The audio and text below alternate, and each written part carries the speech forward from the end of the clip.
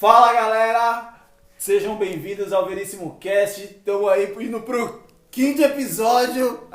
Moleque, o negócio tá crescendo, E hoje, peraí, antes de eu falar de quem tá aqui hoje comigo, né? Hoje eu trouxe um cara aqui que vai dar uma resenha bacana, mas já vou falar, corre, primeira coisa que você tem que fazer nesse vídeo, o que é? Você que já tá assistindo mais que uma vez, curtir, se inscrever no canal, ativar o sininho, certo? E compartilhar, galera, compartilhar. O último podcast que a gente gravou aí deu um pico, do que foi o maior pico do canal. Esse cara, inclusive, tem uma meta aqui de superar. Vamos, me ajuda aí, pessoal. Então, meu amigo, assim, aproveita aí, deixa seu comentário, o que você tá achando. Como eu falei, se tiver alguma pessoa que você curte, que você queria ver sendo entrevistada aqui, que tem uma história bacana pra contar, manda. Eu já recebi algumas indicações depois do último podcast. Então, vamos junto. Esse canal aqui é um canal pra gente falar de coisas boas, de histórias bacanas e que vão servir pra inspirar você e mais um monte de gente que tá participando disso daqui. Beleza?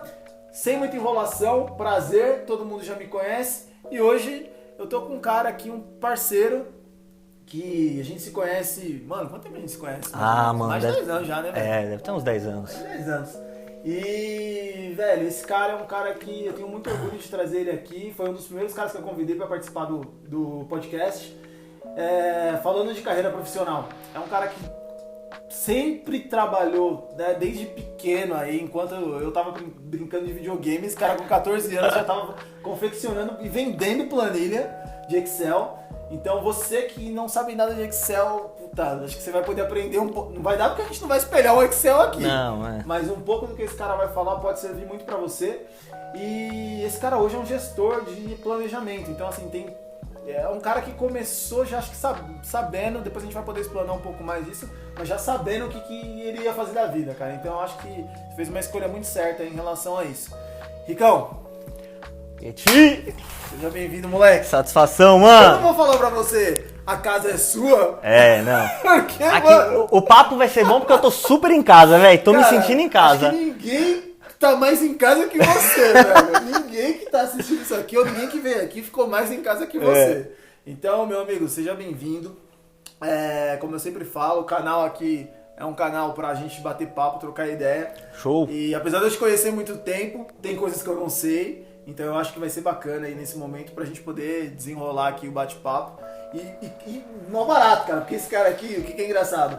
Ele é, cara, um ouvinte também, mas um telespectador assíduo, cara. Então assim, tipo, saiu o podcast, ele já olha, ele vê, ele comenta comigo, pô, tá legal isso, tá legal aquilo, muda isso, tá... Mano, da hora de ter aqui, cara. Da hora Bacana, eu que agradeço aí o convite. É uma honra pra mim bater esse papo com você, essa resenha que a gente vai trocar pra levar um pouquinho aí pro pessoal da minha história, fazer o pessoal tentar dar um pouquinho de risada, que eu também não sei ser sério, então show de bola, mano. Legal. Muito feliz e parabéns aí pelo canal, pelo podcast, top. Veríssimo Cast! Moleque, é isso aí.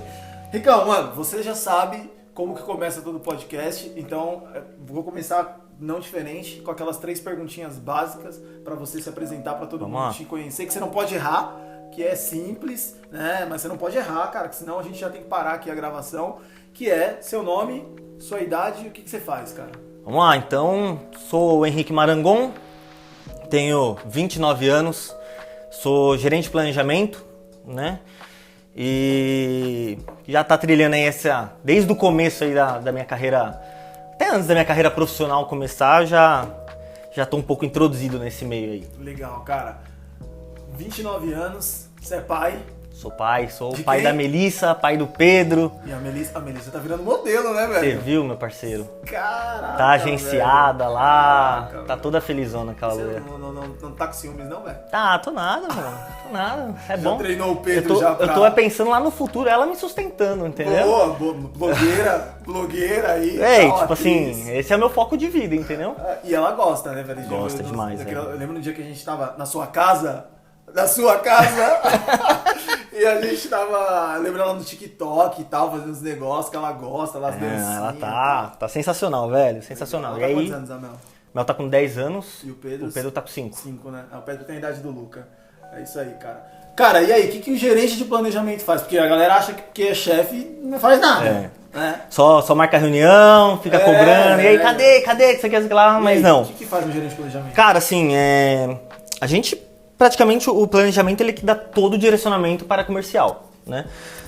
Eu gosto muito de falar que a área comercial é realmente a área mais importante da empresa, porque é a área que traz o dinheiro para dentro da empresa. Sim. E se o dinheiro não entra, a empresa não tem dinheiro para bancar as outras áreas, não tem por que ter. Mas o planejamento, ele é um braço muito importante para o comercial, onde dá o direcionamento. O que está funcionando, o que não está funcionando,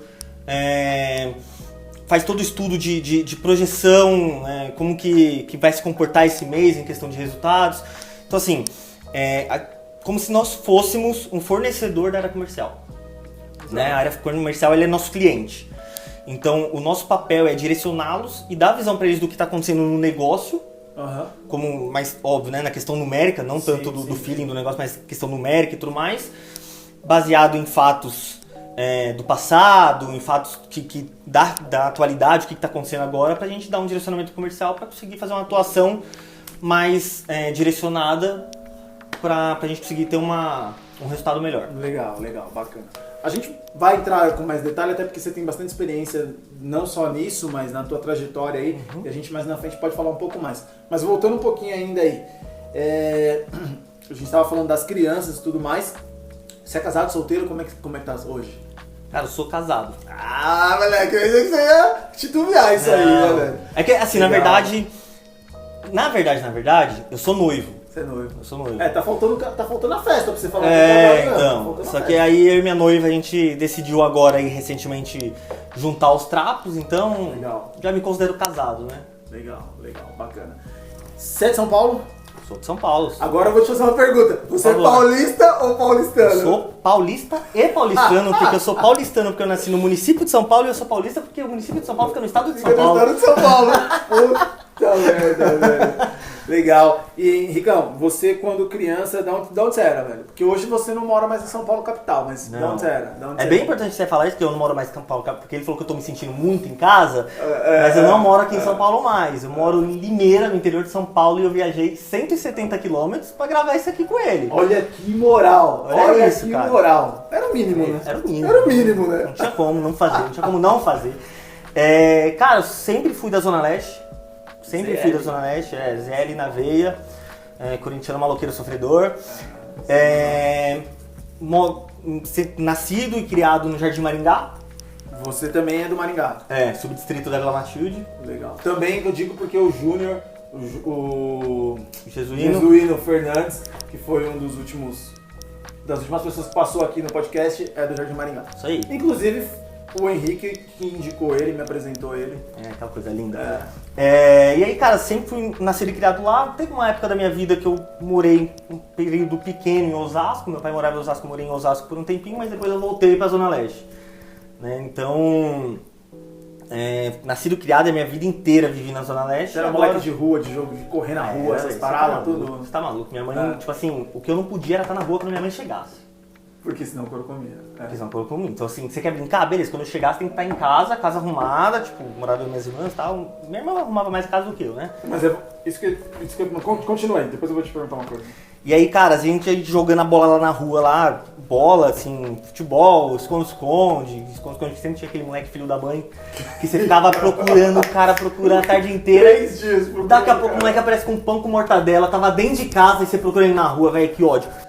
Cara, você já brincou de esconde-esconde com continuação? Não. Então, na minha época, os moleques brincavam de esconde-esconde e faziam continuação. Só que o que os filhos da mãe faziam? Os moleques pegavam um ônibus que tava passando, ia pra outro bairro, depois voltava pra casa deles. Enfim, e no outro dia o esconde-esconde continuava. Não, você tá maluco? Não. Entendeu? Então a galera gostava de fazer esse tipo de coisa. Mano. Não, mas você jogava bola na rua? Cara, jogar bola, assim, é uma brincadeira. Bola eu sempre fui ruim, velho. Sempre fui péssimo no futebol. Mas uma brincadeira da rua que eu gostava muito e que se nunca mais eu vi ninguém brincando e tal, e se um dia eu ver eu paro e brinco, é jogar taco, velho. Eu sabia que você ia falar taco, velho, porque jogar taco era top, velho, jogar taco. De adulto você não jogou taco? Eu já joguei, cara. A gente já juntou uma vez, eu e uns amigos primos, tipo, a gente jogou taco. Não. Meu, é top. Não, porque agora eu tenho dinheiro pra pagar se eu quebrar alguma coisa. Não que eu tenha dinheiro, né, mas eu trabalho. Então se eu quebrar, eu tenho que pagar. Tem que pagar. Então eu preferi, tipo, não jogar. joga a bolinha no carro de alguém. Qualquer hora, vamos jogar. Vamos jogar. marcar. Tô falando sério, qualquer hora a gente for, sei lá, fazer alguma coisa, vamos Demorou. jogar. Porque, meu, é mó barato. É bacana. E depois de adulta tem umas brincadeiras que, tipo, meu, é hilário. É hilário. Tá louco. Mas, então você morava ali no Maringá, tinha uma infância normal, tal. Você comentou que você tem irmãs, né? Você e mais quantos? Eu tenho, por parte, né, de pai e mãe, sou eu mais 2 irmãs mais velhas. Certo. E só por parte de pai eu tenho um irmão mais novo. Ah, tá. Mais novo que você. Mais novo que eu. Certo. É porque no caso mais novo. E seu pai e sua mãe faziam o quê? Cara, o meu pai, ele era eletricista, né? Trabalhava na Eletropaulo mesmo, na época, que hoje é Enel. Trabalhava na Eletropaulo. Trabalhou por muito tempo lá, muito tempo. Depois ele, num PDV que teve, né, o plano de demissão voluntária, ele resolveu sair, arriscou. Só que o mercado de trabalho não estava tão bom. E aí ele só conseguiu se recolocar na área de call center, né, como operador. Seu pai foi operador de call center? Foi, na antiga Contax, né? Que depois virou a LIC. Sim, ali. E aí, cara, assim, foi bem na fase que meu pai e minha mãe se separaram. Minha mãe era dona de casa. Minha mãe, quando se casou com meu pai, aquela época mais atrás, mais machista, né? Meu pai falava, a mulher minha não trabalha fora de casa, que isso aqui, lá. Então minha mãe virou dona do lar. Minha mãe, até que na época, minha mãe casou muito nova, com 18 anos, 17, 18 anos. E aí ela trabalhava até no Bradesco, saiu do serviço. Meu pai, né, por causa desse assunto, não, mulher minha não trabalha fora de casa e tal. Minha mãe resolveu cuidar da casa. Meu pai trabalhava muito, assim, não posso falar nada que durante esse período meu pai não deixava faltar nada pra gente. Legal. Meu pai, ele era um cara, pra você ter uma Qual ideia. é o nome do seu pai? João. João. Meu pai, na época, pra você ter uma ideia, ele era supervisor de faturamento na Eletropaulo, né? Isso aí a gente tá falando por volta de 96, 97. Eu era pivete, tinha uns 6, 7 anos. Seu pai trabalhava na área interna. Na área interna. Na área de faturamento. Isso aí, na área de faturamento. Ele era eletricista formado, mas ele trabalhava dentro da Eletropaulo, ele era administrativo. E aí o que acontece? A gente tinha uma condição financeira, cara, sinceramente, muito boa. Muito boa, assim. Pra você ter uma ideia, em 97, 98, por aí, meu pai ele tinha um salário aproximado de 7 mil reais. Porra, dinheiro pra caramba. Naquela época era muito dinheiro, velho. Muito dinheiro. Então, a gente tinha realmente uma vida muito confortável. Sim. Muito confortável. Aí meu pai e minha mãe se separaram, né? Motivos do casal, tudo mais, se separaram. E aí o meu pai, foi bem nessa época que meu pai saiu da Eletropaulo. E o meu pai, ele não conseguiu se recolocar no mercado. E aí minha mãe que nessa época, eu falo com toda a propriedade, minha mãe foi um pai pra mim, pra minhas irmãs, um pai. Minha mãe... Fala em questão de presença? Em questão de presença e de tudo, porque o meu pai, ele acabou se afastando da gente, né? Tipo, não tinha tanta presença, na questão de responsabilidade financeira não era presente também. Meu pai pagava uma... Você vê, a gente tinha uma vida aqui, meu pai ganhava 7 mil reais na época, quando ele se separou, que ele perdeu o emprego e tal, que ele entrou, né, nesse plano de demissão voluntária, que ele ficou desempregado, ele pagava uma pensão de 50 reais para 3 filhos. Então, pô, não é 50 para cada, é 50 para 3, tipo, não tem como você sustentar uma família assim. E aí a minha mãe, cara, ela, sem saber o que fazer, ela começou a trabalhar com limpeza. Minha mãe, então, ela trabalhava numa empresa, numa limpadora, que nem existe mais hoje, mas ela limpava prédios na Coab. Então a gente saía da escola e ia lá ajudar ela. Então ela pegava, tipo, ela limpava 3 prédios por dia. Tipo, não eram 3 blocos, 3 prédios. Então, cada prédio ela fazia o quê? Ela varria e passava pano em todas as escadas de todos os blocos. Varria a área comum, estacionamento, lavava lixeira, lavava guarita. Na verdade, toda a manutenção inteira do prédio, limpeza era ela que fazia. Sozinha? Sozinha. E a gente ia, ajudava ela e tal. Mas minha mãe é muito guerreira, assim, minha mãe... Óbvio, a gente passou... Dona Márcia. A gente passou muita necessidade, porque é o que a gente costuma falar, né? O pessoal vê as cachaças que eu tomo, mas não vê os tombos que eu levo. Sim. Mas a gente passou muita necessidade, ao ponto de a gente tinha as cachorras lá, de soltar a cachorra na rua pra comer lixo, porque não tinha como dar comida pra cachorra. Não tinha ração, não tinha nada pra dar pra cachorra. Né? Ao ponto da gente ter luz cortada, a gente ficou meses com luz cortada, sem luz. Minha mãe subia no poste à noite, ligava a luz pra gente tomar banho quente. Depois ela ia lá, desligava a luz no poste, ligava gatão mesmo, pra gente dormir pra não tomar multa. Era só pra tomar o banho quente. Isso você tinha quantos anos? Cara, isso aí deve ter sido por volta dos anos 2000. 2001, 2001, por aí. Eu tinha 10 anos. Uns 10 anos. Por isso que você lembra nitidamente. Não, lembro. Então, foi uma fase bem difícil. E aí minha mãe, cara, uma coisa que eu não esqueci, a gente, por mais que era a escola ajudar ela, nunca deixou a gente faltar na escola. Nunca aceitou uma nota ruim. Nunca. Então assim, por mais que a gente passasse necessidade, ela nos moldava pra... Você tem que estudar, você não pode pegar nada do que é de ninguém. Se não é seu, não é seu, não pega. Nem emprestado, porque se você quebrar, você não vai ter dinheiro pra pagar. Sim. E tem que ter caráter. Era sempre o que ela falava pra gente, assim. Então, a gente foi criado nesses pilares. Então, por mais que a gente passou necessidade e tudo mais, a gente sempre foi muito unido. Eu, minhas irmãs e minha mãe. Então, por mais que a gente passou muita necessidade, meu avô também, o pai da minha mãe, ajudou muito a gente. Muito, muito, muito. Eu fui criado também pelo meu avô e pela minha avó. Então, a gente passou muita necessidade, mas a gente tava sempre ali junto e minha mãe sempre se desdobrando, velho. Se, tipo assim, se tivesse 3 colheres de mistura, era uma pra cada filho e minha mãe nem comia. Era isso.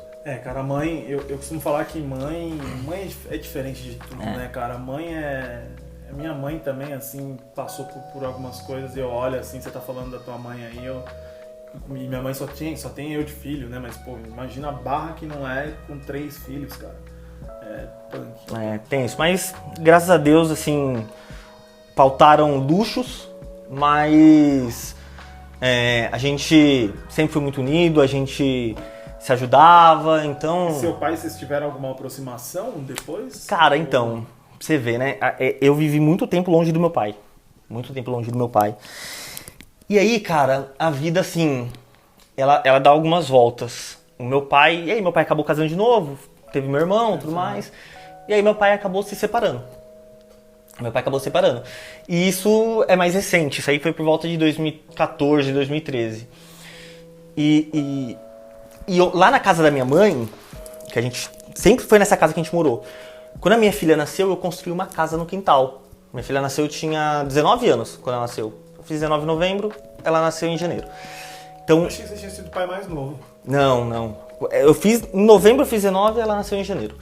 E aí eu tinha acabado de construir uma casa no quintal da minha mãe. E aí o que acontece? Beleza, construí essa casa e tal. E aí aconteceram algumas coisas na minha vida, tal, alguns vai e vem, tal, não sei o quê, de moradia. E aí quando foi lá pro 2013, eu tava morando com a minha mãe. Só que não na casa que eu construí, na casa que a gente sempre cresceu junto, né? E essa casa que eu construí ficou tipo aberto lá, um salãozão. E aí o meu pai se separou, né, da mãe do meu irmão. E aí o meu pai, a gente conversando, não, filho, eu vou alugar uma casa e tal. Eu falei, pai, tem a casa aqui que eu construí, que você quer lá, mas sua mãe, conversei com a minha mãe, não vou deixar o pai de vocês desabrigado. E aí meu pai foi morar nessa casa. Caramba. E aí foi aí que eu tive a oportunidade de me reaproximar do meu pai. Depois de quase 10 anos, né? Depois de 10 anos. Então, assim, e cara, você vê, né? Depois que meu pai foi morar lá, isso aí em 2013, 2014, quando foi em 2016, meu pai faleceu. Então, assim, se não tivesse acontecido o que aconteceu, meu pai se separar, eu ter construído aquela casa, talvez meu pai tivesse falecido, eu tivesse uma mágoa dele ainda, por conta de tudo que aconteceu. Essa proximidade que você teve. Você entendeu? Então, assim, tudo acontece como tem que acontecer, mas a gente às vezes tem que também deixar um pouquinho o orgulho de lado. Sim. Porque a gente tem que lembrar que as pessoas não são eternas. Sim. E todo mundo merece uma segunda chance. Claro. Então, ainda bem que eu tive essa oportunidade de me reaproximar do meu pai. Foi nesse momento que ele se separou, ele foi morar nessa casa e a gente virou, cara, saia junto pra tomar uma, eu ia pros encontros de carro que eu gosto, ele ia comigo, então a gente virou os 2 brothers mesmo. Legal. Seu pai faleceu, tinha quantos anos? Cara, meu pai faleceu em 2016, meu pai tinha 51 anos. Novo. Não.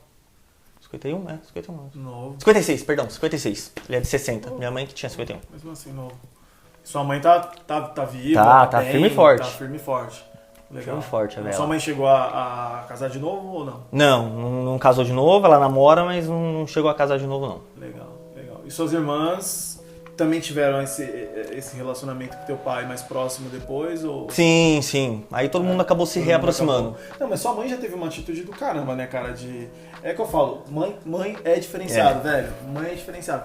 Porque mesmo... Não só a mãe, né, mano? A mulher é diferenciada. A mulher o homem, ele é egoísta, o homem, tipo assim, a mulher, ela... A gente pode falar, a mulher tem um coração melhor do que o do homem, velho. Sim. Não tem como. Sim, concordo. Porque independente da situação, ainda ela consegue estender a mão pro cara, tipo, independente do que o cara fez pra ela consegue estender a mão pro cara, Sim. Põe o orgulho de lado e dane-se o que os outros vão falar. Não. E o mais engraçado, cara, assim, um negócio que era, tipo, totalmente improvável de acontecer, porque o término do meu pai e da minha mãe foi muito conturbado, né, em questão do que aconteceu e tudo mais. A gente chegou até ver os dois saírem na porrada juntos, é uma brigaiada lascada. Coisa que... Infelizmente. Não, mas tipo, ver de porrada, sair na porrada, assim, uma coisa que traumatizou todo mundo. Mas o que foi legal e o mais improvável é como meu pai voltou a morar lá, minha mãe e tal, beleza, cara, viraram amigos, irmãos. Então você chegava domingo lá, tava meu pai, minha mãe, o namorado da minha mãe jogando dominó. Caraca, o meu pai e o namorado da minha mãe indo no bar tomar uma lá. Ô Magno, que é o namorado da minha mãe. Vamos lá tomar uma, vamos João, vamos lá, tal. Ia lá, tomava uma, voltava, jogava no dominó, fazia o almoço de domingo os três juntos. Que maturidade. Então assim, tanto que a última vez que eu visitei meu pai no hospital, que foi um dia antes dele falecer, a minha mãe que deu suco na boca dele. Então assim, cara, é o que eu falo, o mundo dá voltas, cara, assim, são voltas que... E dá tapas na cara. Dá tapas na cara. Então vamos pensar muito bem no que a gente faz, o que a gente deseja pra vida do próximo, porque o mundo dá muitas voltas. As escolhas, né, cara, que a gente acaba fazendo também. Exatamente, cara. Legal, cara. Tá vendo? Essa parte eu não sabia, não conhecia essa parte. Bacana, cara. E falando de carreira, assim, como é que você começou, cara, suas primeiras oportunidades de trabalho, assim, o que você fazia? Cara, o que acontece? Tem um grande irmão meu, o Daniel, que ele estudava na época sistema de informação, e aí ele sempre muito ligado à informática, eu sempre fui muito ligado nele, sempre tive muita amizade, e aí ele é bem mais velho que eu, porque na verdade ele é ex-marido da minha irmã, e aí ele é 8 anos mais velho que eu. Não é bem mais velho. Ah, porra. Então, porra. Ô, velho. Você falou. Quando eu tinha. Nossa. Quando eu tinha 13 anos, ele tinha 21 já, viado. Naquela época fazia diferença. Você entendeu? Então, assim... eu tenho uma cultura que é o seguinte, que eu falo. Todo mundo até passar dos 20 parece que o negócio é grande, a diferença. Mas então. Dos 20, mas é por isso que eu tô falando assim. Por que eu tô falando que ele era bem mais velho que eu? Porque eu, tipo, era praticamente uma criança, ele já era adulto. Ele já era adulto. Entendeu? Só que a gente sempre teve um vínculo muito bom de jogar videogame e tal, não sei o que lá. E aí ele sempre foi um cara que eu sempre admirei muito. Muito, muito, muito. E aí ele fazia a faculdade, sistema de informação, tudo mais. E aí eu ficava acompanhando aquilo, pô, esse bagulho é da hora, velho. Deixa eu te fazer uma pergunta. Porque sua paixão por carro começou aonde? Porque você... Não, isso aí, velho. Assim, o Daniel influenciou em alguma coisa? Não, esse bagulho de carro, velho. Eu desde que eu era pivetinho, velho. Pivetinho, sempre gostei. Meu pai gostava de carro, mas meu pai já teve carro rebaixado, uma Brasília lá e tal, mas meu pai não era aquele cara fissurado em carro. Isso aí é, tipo, de mim. Não teve influência de ninguém da minha família, que ninguém da minha família é idiota, que nem eu de rebaixar carro. Ninguém da família é idiota. Quem falou que é idiota foi você, não foi eu, então eu tava lá. Mas velho, eu acho bonito, mas pra andar é uma desgraça. Dá um trabalho lascado, mas eu gosto, é satisfatório pra mim. Mas isso aí, velho, é meu. É meu. Entendi, pensei que tinha alguma coisa do Daniel. Porque às vezes... Não, porque até porque eu emprestei meu carro pro Daniel agora esses tempos. Pegou, Daniel, aí. Ficou mandando eu levantar o carro. Como que você anda com esse carro? Você quer essas rodas aqui pegando em tudo, aro 20, que você quer esquelar. Ele não curte. Não curtiu, não. Mas, né, isso aí é de mim. E aí, cara, assim, eu comecei a ver os negócios e tal, ele fazendo faculdade lá, fazendo alguns desenvolvimentos em Java, mexendo no banco de dados. Aí eu comecei a me interessar, tal, ele mostrou o Excel, foi ele que me apresentou o Excel. Eu tinha uns 14 anos nisso aí, uns 13, 14 anos. E aí ele me mostrou o Excel e tal, eu comecei, porra, bacana, só que eu não tinha computador em casa. Não tinha, a gente, né, sempre foi bem pobre. E aí, às vezes, quando eu ia passar o final de semana na casa do meu pai, lá tinha computador. Porque meu pai, tipo, até que tinha saído da Eletropaulo, tal, perdeu o emprego e tal, mas ele tinha feito um dinheiro guardado que ficou pra ele lá. Não vinha pra gente na pensão, mas ele tinha pra ele lá. E aí, tipo, lá tinha o computador, então toda vez que eu ia pra lá, mano, é Excel. Geralmente o moleque vai mexer no computador, jogar um joguinho, que na época, vou jogar um The Sims. No Excel. No Excel, ficava mexendo nas planilhas lá. Nas planilhas de Excel, que você lá. Você fazia o que, tipo, nas planilhas? Você começou a fazer mano, tipo assim, por exemplo, eu com esses meus 13, eu não lembro se era 13 ou 14 anos, você faz bastante tempo. Tinha um senhor lá perto da casa da minha mãe, que era o vovô Amaral. Ele se candidatava todo ano pra deputado. Todo ano que tinha eleição ele se candidatava. Todo bairro tem. Nunca ganhava. Todo bairro tem um vovô Amaral. Exatamente. E aí o que acontece? Ele tinha uma microempresa no quintal dele, de fazer esses lixinho de lavar rápido pra pôr no câmbio do carro. Ele tinha. E aí eu fui trabalhar lá. Um amigo meu falou, vamos lá, tá precisando de alguém e tal. Eu fui lá trabalhar. Então a gente basicamente fazia o quê? Cortava o TNT lá, o tecido. Ele tinha máquina de soldar plástico, a gente ia, soldava e estampava. Ficava fazendo. Só que, mano, como que a gente controlava isso? Eu fiz um, anotava um. Fiz dois, tá. Ia anotando no papel. E passava pra ele. E ele pagava pra gente em cima daquilo. Beleza. Então a primeira coisa que eu fiz, eu falei, mano, vou fazer uma planilhinha pra ele. Pra ele controlar lá. Então, beleza, a gente vai catar, cada um vai lançar o seu, quanto que fez.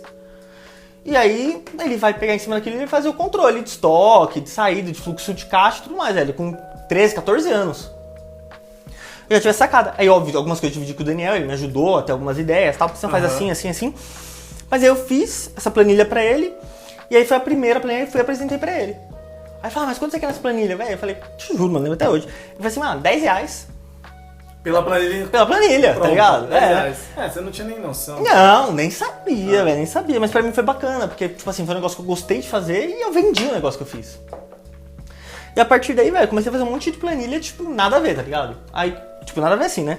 Fiz planilha pra, deixa eu controlar a despesa com carro. Como eu gostava muito de carro, né? Se eu quiser montar um carro, eu vou fazer como? Vou gastar com isso, tal.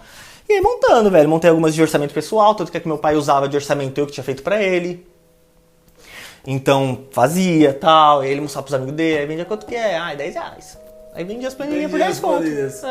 Caramba, cara. E aí, cara, peguei gosto. E seu pai mexia já com Excel na época que ele trabalhava? Mexia, sabia mexer. E teve alguma influência? Não teve influência nenhuma dele em relação nenhuma a isso? Dele. Engraçado, né, cara? Porque nenhuma seu pai dele.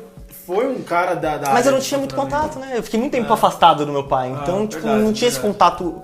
Assim, se eu te falar, você admirava seu pai profissionalmente? Não, você não sabia nem não o que sei, o pai fazia, não sei, entendeu? Então, não vou saber te falar. Não, mas mesmo você não sabendo, não sei se você já parou pra pensar nisso, porque olha o que você faz hoje e olha o que seu pai fazia. Sim. Tem total sinergia com que...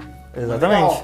Legal. E aí você começou vendendo essas planilhas. Vendendo essas planilhinhas, velho, fazendo, entendendo. E aí foi pegando gosto pela coisa, mexendo no Excel e tal, vai aprimorando, aprende uma máquina, começa a mexer em VBA, começa a aprender... Tudo autodidata? Você nunca fez um curso? Cara, fiz um curso aqui na Penha, na frente do Terminal Penha, que chamava Megabyte, curso mega profissionalizante. Lembro dessa escola aí. E aí, o que acontece nesse curso? Cara, eu conheci até um cara que até hoje, eu devia ter uns 15 anos. 15, 16 anos.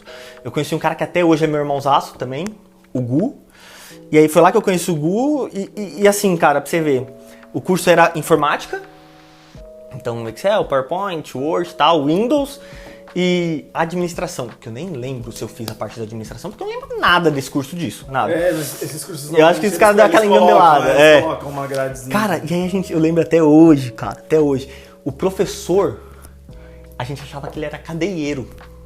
Por quê? Porque tinha umas tatuagens verdes, meio estranha, tá ligado? E olha que preconceito, né, mano? Tipo, velho, vai saber, né? E aí a gente tá, não, quantas tatuagens você tem hoje? Eu tenho um monte. E uma delas não é verde, mas é zoada, que eu tenho que refazer. Então, assim, cabeça de moleque, né? Cabeça de moleque. Naquela época a gente foi educado pra isso, meu pai falava. Tatuagem é coisa de maloqueiro, tá, não sei o quê. Minha mãe até hoje, tipo, quando eu fiz a tatuagem, minha mãe, tatuagem não, tá, não sei o quê. Então. E aí, cara, e eu lembro até hoje que nas aulas de Excel, o professor, eu já tinha mostrado algumas planilhas que eu tinha feito pra ele, não, você manja, que você quer lá. Nas aulas de Excel, esse professor, ele não manjava muito de informática. Ele se enrolava todo, velho, todo. E aí nessa aula, e eu sempre fui muito chato, velho. Eu sei que eu era um cara chato. Eu sempre fui aquele aluno que questionava muito, tirava dúvida. Eu sempre fui um aluno que, mano, você pegava meu caderno na escola, não tinha uma lição. Mas era o cara na hora que o professor tava explicando, eu prestava atenção. Mano, eu sempre tirei nota boa. E aí, teve uma vez só que eu tirei nota ruim, que foi quando eu fui pra quinta série, que eu vim com 4 vermelhos no primeiro bimestre. Minha mãe me chamou na escola. Você lembra a nota que você tirou da quinta série? Você vai ver por quê. Calma, amigo. Minha mãe me chamou na escola. Falou, não, desce que eu quero falar com você. Eu desci. Fez eu pedir desculpa pra todos os professores que eu tirei nota vermelha. Pedi desculpa. Fez eu pegar todas as matérias atrasadas, copiar tudo. E me subiu batendo da escola até em casa, na frente de todos os meus amigos. Como eu não vou lembrar? Nossa. Mas a partir daí, tipo, cara, sempre tirei nota boa. Nunca tive mais problema com a minha mãe. Márcia. Funcionou, né? Funcionou, né? E aí, cara, E aí esse professor viu as planilhas e falou, cara, pô, me ajuda a montar as aulas de Excel? Eu chegava mais cedo no curso meia hora, Pra ajudar o Pra ajudar professor ele a montar as aulas. Mas ele foi um cara humilde também, né? Porque Foi. quando ele percebeu que você tinha Sim. mais conhecimento do que ele. Sim. E legal. Porque normalmente o cara poderia meter a mala, moleque, o que você tá falando aí? Você, né? Não, legal. E aí eu fui, ajudava ele e a gente montava junto. Então assim, o Excel realmente, cara, eu fui autodidata no Excel. Óbvio, autodidata. Depois veio o Google, que é o pai dos burros, e a gente sempre que tem dúvida a gente pesquisa lá, velho. Não tem como. Você corre atrás, pesquisa, tem um monte de videoaula, tutorial hoje, mas foi um negócio que eu peguei gosto e eu sempre fui aprimorando por conta. Legal. É o que eu falo, eu acho que ele foi muito bacana, muito humilde em reconhecer que ele não tinha todo o conhecimento necessário. Sim. E não te chamou pra trabalhar na escola, não, cara? Porque. Ah, não, velho, era pivetão, né? 15, 16 anos, nem podia, né? Ah, entendi. Entendeu? Mas de repente, auxiliar de sala, mas do tipo, ele não chegou a fazer esse tipo de proposta. Não, tanto que o meu primeiro emprego foi um ano depois, 2 anos, com 16 anos, 16, 17 anos. Eu tô meio ruim das datas, né? Eu lembro minhas idades do negócio. Mas era essa faixa, de 16, 17 anos, que eu fiz aquele estágio do CIE, que tinha na época, sim, e trabalhei no Tribunal de Justiça. O CIE, acho que é o Jovem Aprendiz de hoje, né? Praticamente. Ah, não sei se é mas é relativo isso aí. A função, o caminho é mais ou menos é o parecido. mesmo. Assim, aí né? o CIE era instituição, aí eu trabalhei no Tribunal de Justiça. Você fazia o que no Tribunal de Justiça? Cara, era estagiário, né? Então, tipo, vai buscar papel lá. Tá, buscava a papelada, subia. Leva lá pro... Como que chama, velho? O juiz? Não, o juiz. Não, o juiz também pegava a assinatura do juiz. Escrivão. O promotor. Leva lá pro promotor da vista. Agora você leva lá pro defensor, porque o promotor é o cara que acusa, o defensor é o que defende, né? Então leva pro defensor público. Agora você leva pro promotor. Tal, que você então eu ficava fazendo isso, carimba o processo, põe a saída dos meninos, tal, que isso lá. E aí, você trabalhou no tribunal no criminal? Do menor infrator, lá na rua Piratininga, né? No Brás. E aí o mais engraçado é que eu encontrei um monte de amigo de escola meu lá. E só eu tava trabalhando. Os caras tudo preso. Os caras tudo respondendo processo, velho. Pô, os caras respondendo processo. Lá você via molequinho assim, você fala, nossa, esse molequinho aqui deve ter tacado uma cadeira no amiguinho. Meu parceiro, o cara já tinha matado. Já tinha matado. E aí, encontrei um monte, mano. Tanto que 2 desses meninos, eu não tinha amizade, tipo, era da escola, eu conhecia e tal, a gente se conhecia, mas não tinha amizade. E 2 desses moleques, você vê, né, velho? Hoje os caras, tipo, estão numa outra vida. Os caras, mano, usava droga, roubava. Os caras, tipo, perdidos na vida mesmo. Hoje em dia os caras, velho, vai pra igreja. Os caras, mano, tão firme e forte, tá ligado? Na caminhada deles. Da hora de ver, entendeu? Era uma volta. Da hora, você vê. Então, encontrava os moleques lá direto. Legal. E aí ficava com medo depois de ir pra escola, porque eu sempre fui muito bundão. Eu falei, mano, se esses moleques eu não trombar na escola, vai me bater, achando que eu tenho alguma coisa a ver com... alguma coisa a ver com... com eles lá, se eu consigo eles. ajudar. Mas encontrei lá. E aí foi meu primeiro emprego, assim. Você chegou você entrou alguma vez no FEBEM? Não, nunca fui. Nunca fui. Em negócio de Fundação Casa, nunca fui. Eu ia só lá pro fórum, vi muita cena fogo lá, tipo, tensa. Mas, tipo, nunca cheguei aí assim, não. Pra visitar a fundação. Legal. Bacana. E aí você comentou que esse foi o teu primeiro emprego, assim, porque você entrou através aí do programa do CIE. Legal. Depois disso, o que você fez? Cara, aí terminou meu estágio. Eu...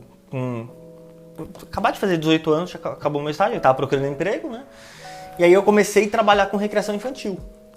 E, peraí, e as planilhas? Você tinha parado aí? Tinha parado, porque até então eu já não tinha mais computador também, né? Meu pai, tipo, não ia mais pra casa do meu pai, já tinha ficado grande e tal, não ia mais pra casa do meu pai, eu também não tinha computador, então ficou em stand-by. Nunca mais mexendo em planilha. Uhum.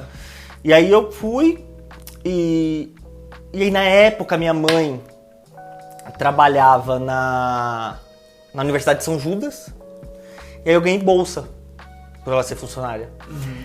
E aí eu comecei a fazer sistema de formação. Então comecei a estudar sistema de formação, tal, que sei o que lá, e eu tava desempregado, comecei a fazer recreação infantil. Então de segunda a sexta eu trabalhava num lugar que tem aqui na Zona Leste, que chama Chácara Encantada. Chácara Encantada, eu já ouvi falar. Fica perto da Tiradentes, ali no Jardim Palanque. É uma chácara? É uma chácara que tem um monte de monitor, as escolas fazem excursão pra lá. Puta, eu fui muito nisso. Então, eu era um dos monitores da Chácara Encantada. Foi muito na Chácara Então eu ficava cuidando das crianças lá, vinha aquela criançada à toa. Eu sempre gostei de criança. O Lucas já foi na Chácara Encantada. Não, eu fui quando era criança na Chácara Encantada. Depois eu tava trabalhando lá como monitor. A escola dele acho que já levou lá. Então, aí eu trabalhava de segunda a sexta lá. De final de semana tinha uma agência que eu trabalhava que fazia festa. Então fazia recreação, então pegava lá a festa, ficava 4 horas na festa. Era monitor. Eu fazia, mano, escultura em balão, pintura facial, brincadeira, oficina, montava peteca com as crianças, fazia brincadeira. Só cara ser monitor de uma parada dessa, cara, velho, já me vesti de Barney, de Mickey, de Homem-Aranha, porque na época eu era mago. E aí, cara, assim, foi aí que, tipo assim, eu tirava um dinheirinho. Até que era legal, cara, tipo, eu trabalhava 4 horas no sábado e ganhava R$60 por festa. Geralmente pegava 3 festas no sábado, 2 no domingo. Mas eu acho que essa época aí, você tava focado na grana? Porque eu acho que essa época aí talvez... Porque a questão ali de ser monitor de uma parada dessa, que eu fico pensando, você tá envolvido com a galera que... Uma galerinha novinha e tal, então acho que deve ser tão divertido. Não, era zoeira, era legal, tinha um monte de... Você não tá tão preocupado com a grana ainda nessa época, né, cara? Eu me preocupava porque, assim, a gente tava, como eu te falei, nessa fase minha mãe sempre ganhou muito pouco, então eu ajudava em casa, então me preocupava muito por isso. Tanto que o dinheirinho que eu reservava ali de final de semana, tipo, pra sair no final de semana, era uma parte só, desde a época do CIE lá, porque eu ganhava pouquinho, mas aí, tipo, eu ajudava minha mãe no gás e tal, sei lá, e reservava uma partezinha pra sair, pra ir pro Caseb, pra ir pro Cabral, tá ligado? Pra ir pras baladinhas e tal. Mas... E aí eu comecei a fazer esse negócio da recreação infantil, fiquei por um tempo, até que eu consegui um emprego como operador de telemarketing. Pra trabalhar no suporte técnico da Speed, ainda na época, né? Era Speed. E aí eu fiz o treinamento, fiquei um mês fazendo treinamento do suporte técnico da Speed. Porque os treinamentos... Eu também fui operador de telemarketing e trabalhei no UOL e trabalhei no BR Turbo, que era um concorrente da Speed, só que do Paraná. E realmente os treinamentos eram de um mês. Exatamente. Hoje em dia ainda é assim, call center treinamento? Cara, alguns tem de um mês. Tem bastante tempo. Que... Tem muito treinamento de reciclagem e tudo mais. Eu lembro que a maioria era isso, no mínimo um mês. Mas tem bastante. Tem bastante treinamento longo, assim, porque era um produto bem complexo, né? Porque, cara, assim, eles falam, você tem que fazer uma prova nessa empresa que eu trabalhei no passado. Você tem que fazer uma prova pra ver se você entende de informática e tal. Cara, mas, assim, não tô discriminando, não tô julgando nem nada. Mas, por exemplo, eu lembro nitidamente, tinha uma senhora na turma que não sabia mexer em computador. Entendeu? Então, assim, os caras tinham... O instrutor ensinava desde o início, desde o comecinho, mexer no computador, abrir e tal, não sei o que lá, o que é o proxy, não sei o que lá, IP. Então, foi realmente bem demorado, o treinamento, bem demorado. E aí, cara, eu terminei o treinamento, eu recebi uma proposta da HP, de impressora. Porque tinha um cara lá dentro, que tínhamos conhecidos em comuns, me indicaram pra esse cara, o cara era um gerentão ferrado, me indicaram e a HP me ligou e falou, cara, tem uma vaga aqui pra suporte técnico pra trabalhar presencial cuidando das impressoras da HP. Deixava de ser call center Deixava de ser call center. Pra ser presencial. Pra ser presencial na área de TI. Eu falei, pô, bacana. Fiz a entrevista lá, o salário era um pouquinho melhor e tal. E aí passei, e aí eu era, assim, o que acontece? Era o contrato de outsourcing. Então a HP, tipo assim, vamos supor, o meu primeiro cliente, a Nestlé contratava a HP fornecia todo o parque de impressoras, toda a manutenção e deixava um técnico disponibilizado no cliente. Só que eu não era técnico fixo, eu era backup. Então, o Thiago amanhã não vai vir trabalhar, o Thiago vai sair de férias. O Henrique ia lá e cobria. Então a gente tinha algumas pessoas no time de backup. E aí eu fazia essa parte. Só que aí eu fui cobrir uma pessoa que estava saindo do cliente Petrobras e iam repor a vaga ainda. E eu fui cobrir ele. E aí eu fiquei lá na Petrobras, tal, não sei o quê. E aí eu já tava pra ser pai, a filha já tava pra nascer. E aí eu fiquei nesse cliente, e esse cliente tinha algumas vantagens. Por exemplo, era em Mauá. E contra fluxo pra ir trabalhar. Eu tinha um carro da empresa. Então eu na época, tipo em 2010, andava com um Celta 2010 completão. Carro da empresa pra ir trabalhar, tal, gasolina da empresa, não sei o que lá. Só nesse cliente tinha, porque a Petrobras lá dentro é muito grande a refinaria. Sim. Então você tem que andar de carro. Então beleza. Sim. Lá por estar em refinaria, você tinha 30% de adicional de periculosidade. Então, pô, já tava ganhando 30% a mais de salário só por conta do adicional. Então, cara, eu virei pra minha gestora lá do contrato da Petrobras. Eu falei, pô, já que vocês vão contratar alguém, me deixa fixo aqui. Você tá gostando do meu trabalho? Me deixa fixo. Não sei o que, não sei o que lá. Ela, pô, bacana, Marangon, gostei. E gostei, não sei o que, não sei o que lá. Ela brigou lá dentro com o meu chefe que cuidava do time de backup, ele liberou. Então eu fiquei fixo na Petrobras. Então pra mim foi muito bom, porque eu fiz amizades muito importantes lá dentro, muito importantes, que eu tenho até hoje, o Júlio, por exemplo. E foi bom porque financeiramente eu tive 30% a mais de salário, tinha o carro da empresa, minha filha tava pra nascer. Então, cara, assim, Deus foi muito bom comigo e casou muito bem as coisas. Você acredita que foi Deus ou foi sorte? Não, sorte não foi. Eu acho que, mano, a gente tem que pensar também que tem um pouquinho de sorte, mas eu acho que nunca vai ser só sorte. Nunca vai ser só sorte. Porque, por exemplo, o cara que ganhou na Mega Sena é sorte? Mas ele foi lá e jogou. Teve uma iniciativa dele. Ele teve que ir atrás de jogar, entendeu? Então, acho que nunca vai ser só sorte. Pode ter tido um pouquinho de sorte, do menino lá ter pedido demissão e eu ter que ter ido pra lá. Mas tem também uma questão da minha trajetória, porque o cliente era um cliente bem crítico, chato, não, estatal. E aí eu era um cara que tinha bons números, bons resultados, nunca tive reclamação em cliente, então me jogaram. Então, assim, tem mérito meu e também acho que Deus, mano, a pessoa fala que Deus escreve certo por linhas tortas. Eu acho que Deus escreve certo por linha certa. Torto é a gente que não quer entender o que ele tá querendo dizer. Mas sabe por que eu te perguntei? Porque tem muita gente que não... Eu falo que também na minha trajetória de vida aí, eu tive vários momentos que algumas pessoas falam, foi sorte. E não foi sorte, cara, porque talvez seja um mix mesmo. Mas você tava ali naquele momento e você tava trabalhando pra que acontecesse alguma coisa. Talvez você não sabia o que ia acontecer. Você não tava trabalhando pro cara ser demitido ou pro cara ser transferido. Mas acabou acontecendo e você tava ali naquele momento pra Exatamente. Então acho que é o que você falou, é um mix, entendeu? Tipo assim, pode ter um pouquinho da sorte ali e tal, né? O universo conspirando a favor, não sei, ou Deus. No que você acredita. Desenhando, mas tem também, eu acho que cada um tem uma parcela muito grande de responsabilidade no seu trajeto. Sim. Concordo que muita gente não nasce com oportunidade, nasce em condições precárias. Eu não nasci em condições precárias, mas eu vivi uma situação difícil. Tem gente que nasce com condições muito precárias e é muito mais difícil de chegar num certo lugar do que os demais que tiveram uma condição muito melhor. Concordo plenamente. Mas a gente vê também gente que nasceu em condições muito precárias, que venceu na vida, que deu muito certo, que são empresários de sucesso e tudo mais. Tem uma música que você me mostrou, inclusive, não sei se você lembra, que fala que talento nem todo mundo tem, mas raça tem que ser. Poesia Acústica 9, Felipe Ret fala. Não é isso? Que fala, eu não lembro da letra, não lembro de nada da letra, mas dessa parte eu lembro. Não, alguma coisa nesse sentido que ele fala. Pode não ter talento, mas raça é obrigação. Mas raça é obrigação. É obrigação, velho. Então, eu acho que cada um é dono do seu próprio destino e por mais que a gente tenha dificuldade e tudo mais, eu acho que a gente não pode se entregar. Tem que estar sempre ali batalhando, tal, persistindo e tudo mais.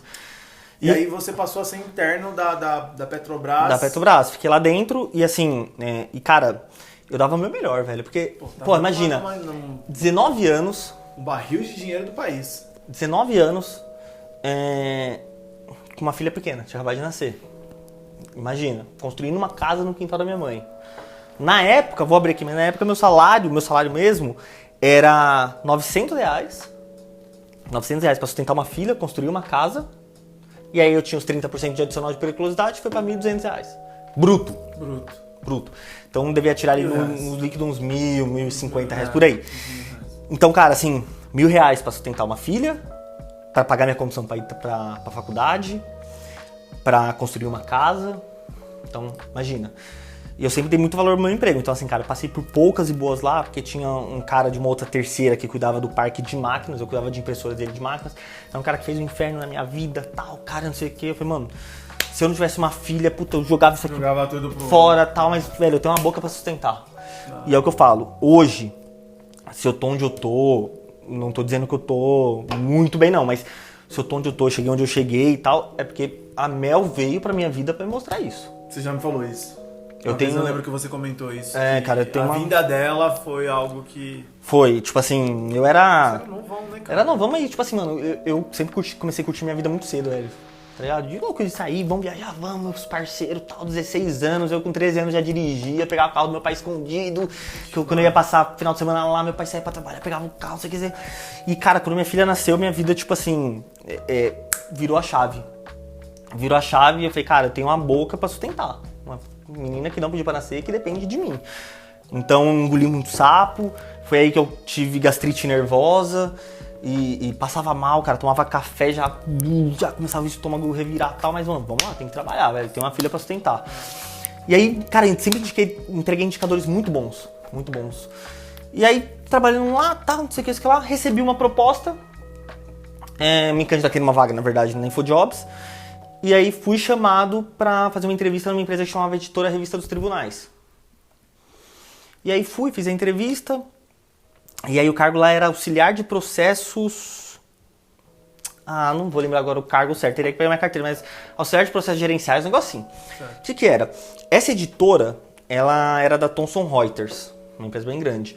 E ela era filiada a uma editora lá da Espanha, chama Aranzadi, se eu não me engano. E aí aqui no Brasil tava começando a entrar o e-book. Tava começando o e-book no Brasil. Então o que acontece? Essa empresa estava começando a gerar os e-books, é uma empresa jurídica, óbvio, né? Revista dos Tribunais. E aí a gente fazia o quê? A gente fazia correção e carga dos arquivos em formato XML no servidor. Certo. Pro livro subir no e-book. Então a gente tinha contato com o pessoal da China, porque o pessoal da China desenvolvia um robô que entrava no site dos tribunais, baixava os processos. A gente montava um manualzinho, ia printando nas telas. Ó, robô, você tem que clicar aqui, escolhe isso. O pessoal da China desenvolvia o robô. O pessoal da China desenvolveu o robô, baixava o arquivo do site no formato que vinha, PDF, Word e tudo mais, mandava para Argentina para converter em XML, vinha pra gente, a gente tratava o arquivo, corrigia erros, porque uma conversão em massa, então tinha alguns erros lá, a gente corrigia e carregava no sistema. E depois validava, subiu tudo certinho, tá, isso aqui. A parte de validação não era minha, tinha um pessoal que era até formado em letras que ficava validando esses textos. E aí beleza, cara, fiquei trabalhando nessa empresa, saí da HP pra ir pra essa empresa para não ganhar R$1 a mais. Pelo contrário, eu não ia ter mais carro da empresa, eu levava meia hora para chegar no serviço em Mauá de carro. Eu comecei a ir de condução para Barra Funda. Então assim... Mas o que você viu nessa oportunidade? Eu já não tava feliz na Petrobras, até por conta desse negócio que o cara lá tava pegando muito e tal, sei lá, a gastrite nervosa, e eu sempre penso na qualidade de vida também.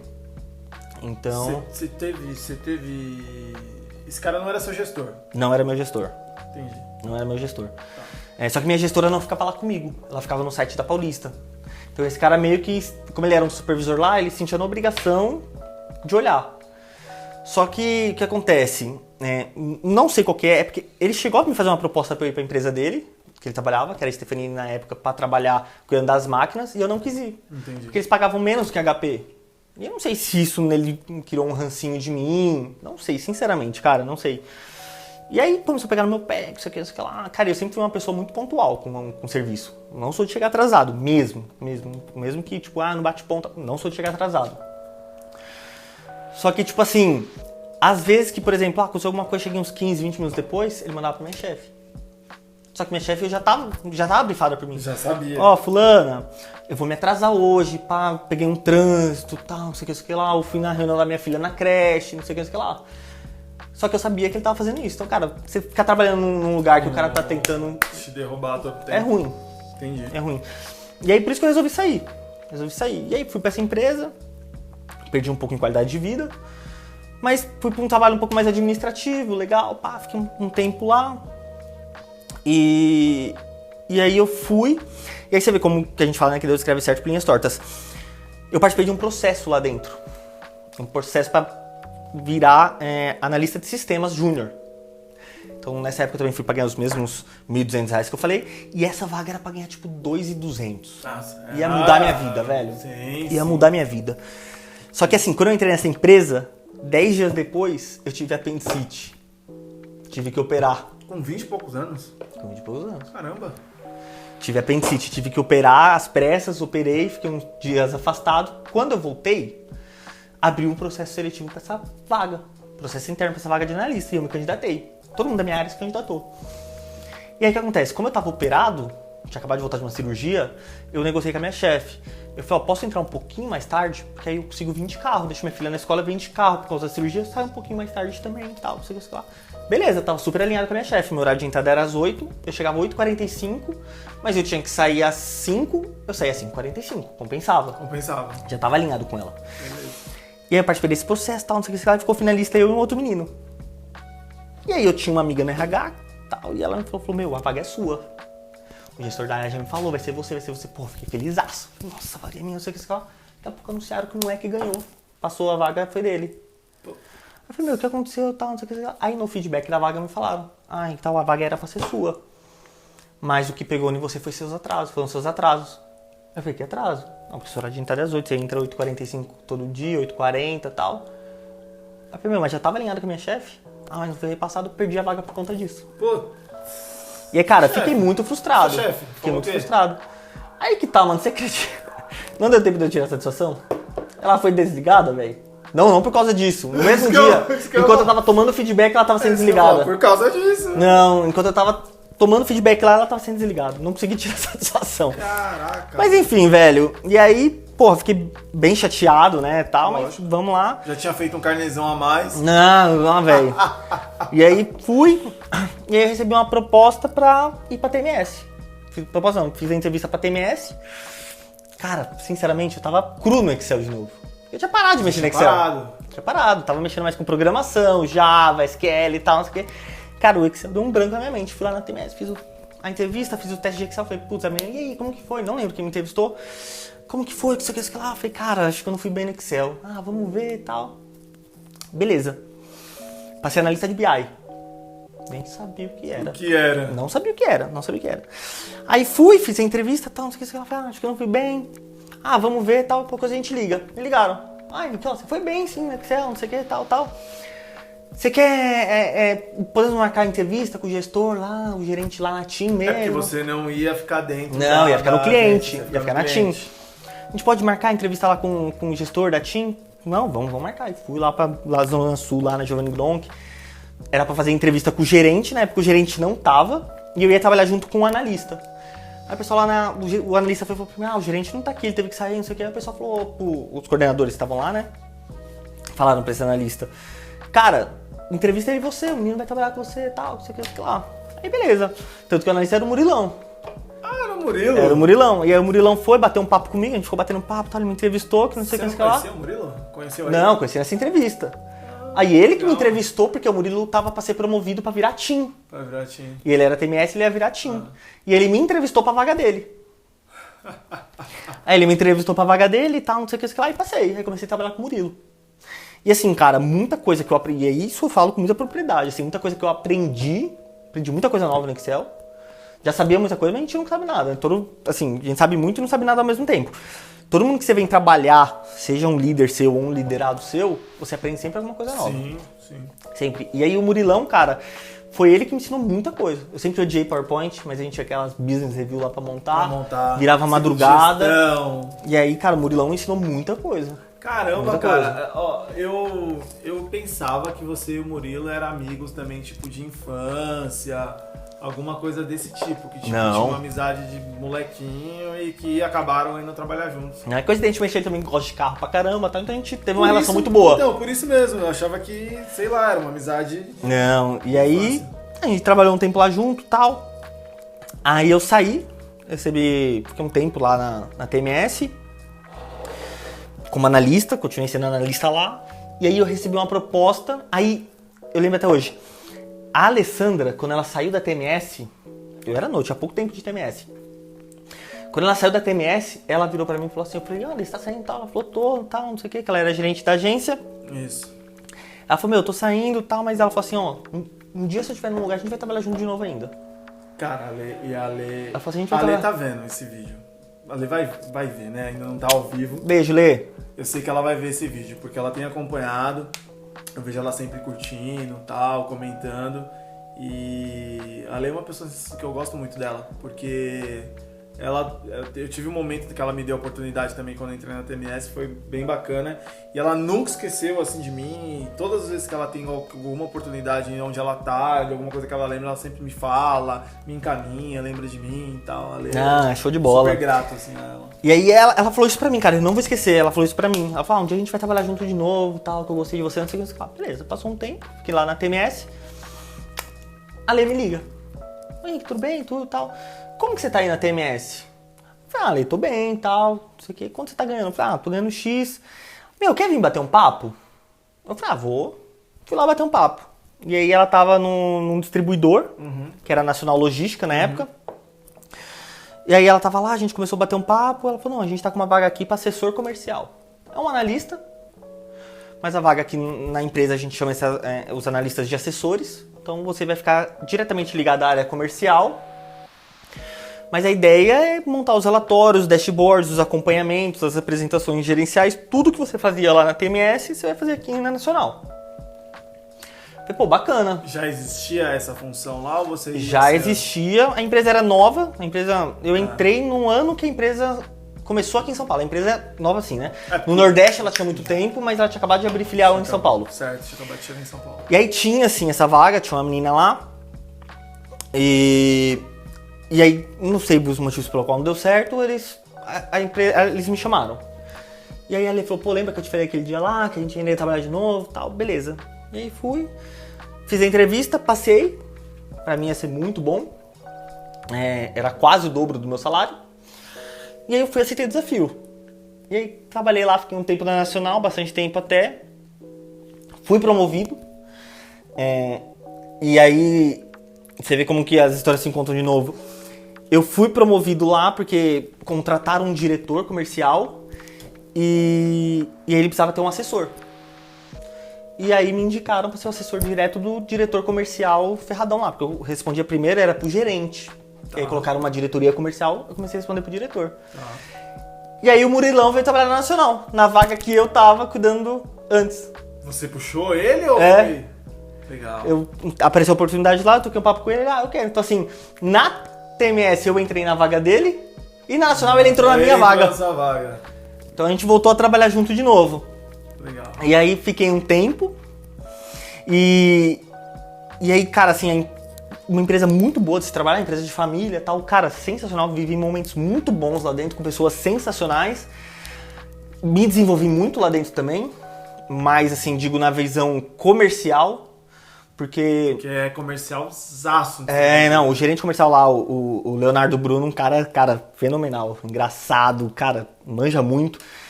E eu acabei pegando uma parceria muito legal com ele, então batia muito papo, participava das reuniões matinais com a equipe, via os caras cobrando número, então já comecei a olhar um pouco daquela parte do comercial e tal, e eu fazia ainda a faculdade de sistema de informação.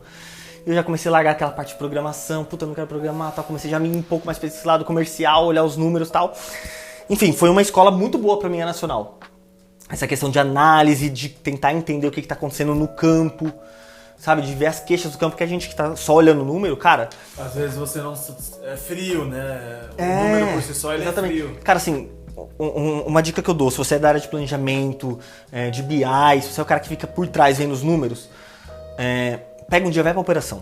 Se é de call center, vai lá ver o operador atender. Se você nunca atendeu, você não veio de operação, vai lá... Passa um dia com o operador, passa um dia com o supervisor. Se você é de trade, vai pra rua, velho. Vê o que o promotor passa, vê o que o supervisor passa, faz rota. Aí você vai entender o lado do cara. Você vai entender que um dia de chuva vai influenciar na sua projeção. Sim. Quando a gente fez o bate-papo com o Fábio, que é um cara também de BI, a gente falou sobre isso. Inclusive comentamos, tal, vários casos e falamos muito sobre essa questão. Realmente, o cara tem que entender. Tem. Porque às vezes o cara vem de uma outra área... O cara vem de uma, sei lá, de uma indústria e que ele fazia relatório e tudo, mas era para um outro segmento. Então ele chega para trabalhar para a área comercial, para trabalhar para a área de trade e tal, ele tem que fazer isso. É um cara que vem de um banco, por exemplo. Exato. Então assim, cara, vai pra rua, entende o lado das operações, aí você vai ver que um dia de chuva impacta no seu faturamento. Porque, pô, choveu, você só não vai sair de casa pra, nossa, eu vou no shopping hoje, na maior chuva, velho. Não, hoje não. Então aquele seu dia de venda já vai despencar, né? Então, férias, ações tal... que acontecem no tudo, ponto de venda, por exemplo, que vão fazer esse número subir. Exatamente. Então, e a Nacional foi uma escola pra mim isso, porque o Léo, ele sempre me levava pra rota, velho. Tava sempre na rota lá, vai andar. Na época, sorte que eu era magro ainda. Vai andar. A gente ia lá, velho, mochila nas costas com chip...